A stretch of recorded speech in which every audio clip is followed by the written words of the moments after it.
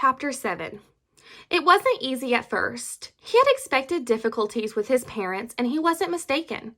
His mother had a terrible fear of the bush, which had developed in the weeks when he had disappeared, and she had to believe he was dead. They talked many nights before she relented. He was older now, more seasoned, and she knew that. He had done well with the past summer, when he had returned with Derek. With Caleb's help, his mother came around. "How will you find the small horns?" she asked. "The pilot, the man who flew me out, will know where they are." Brian had kept the pilot's name. The man had a one-plane operation working out of International Falls on the Minnesota-Canada border. And Brian called.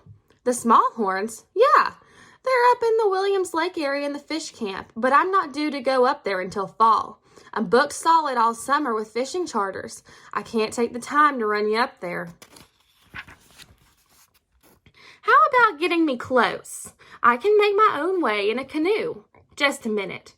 Brian heard papers shuffling as the pilot went through his records. "Yeah, here.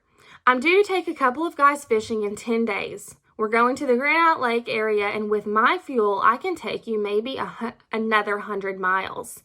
That's still 100 miles short of the Small Horns camp, but it's all chain lakes up there, and you can do it without any really bad portages. I'll give you a good map. How heavy is your gear?" "Maybe 200 pounds, plus me, and a canoe." Can you haul a canoe?" "Sure, on the floats. We're taking one canoe, and I can fit yours on the other float." "When are you figuring on coming out?" "I'm not sure. I'm due to make a supply run to them in the fall before trapping season and bad weather sets in. You could come out then." "Sure." "All right. You just fly up to International Falls, and I'll meet you there." He didn't exactly lie to his mother. He just didn't tell her the whole truth. She thought the plane was taking him all the way, and he didn't correct her.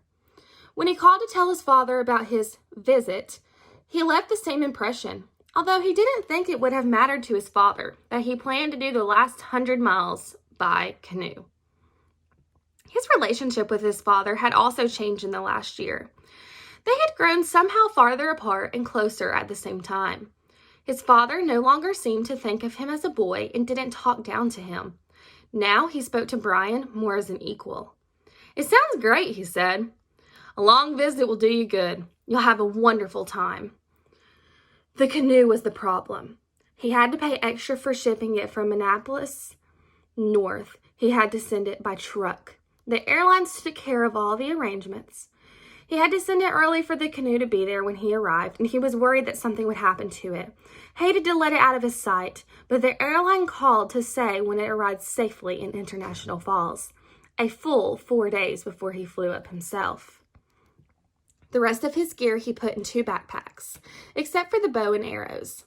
He checked the bow on the plane in a thick paper tube, and the arrows went in boxes with his packs.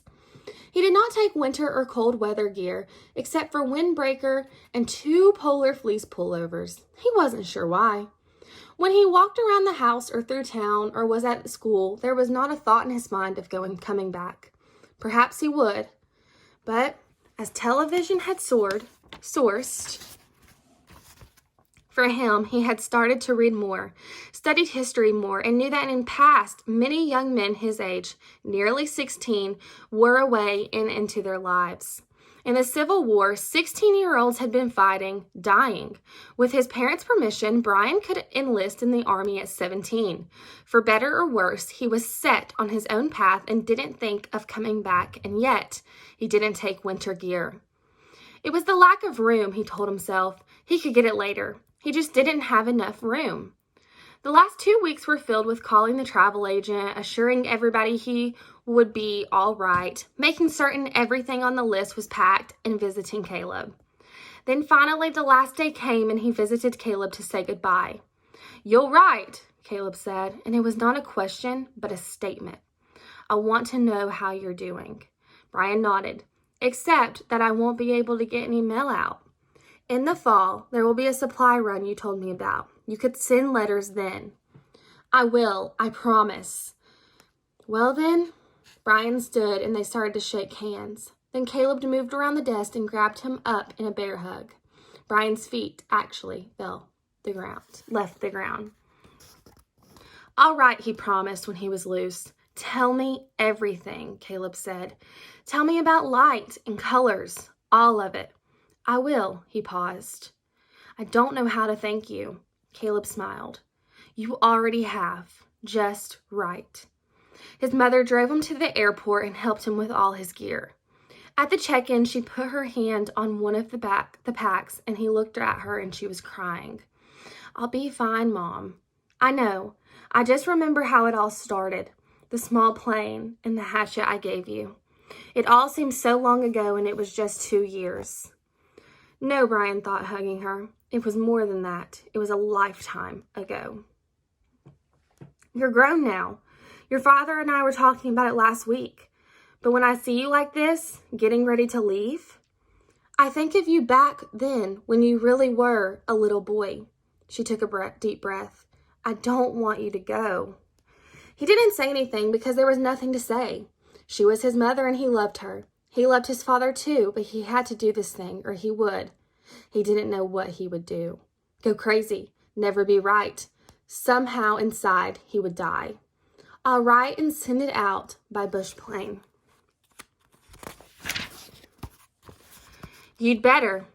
She stayed with him at the gate, talking of small things and touching him now and again, until it was time to board. And then she waved, and as he walked down the tunnel to the plane.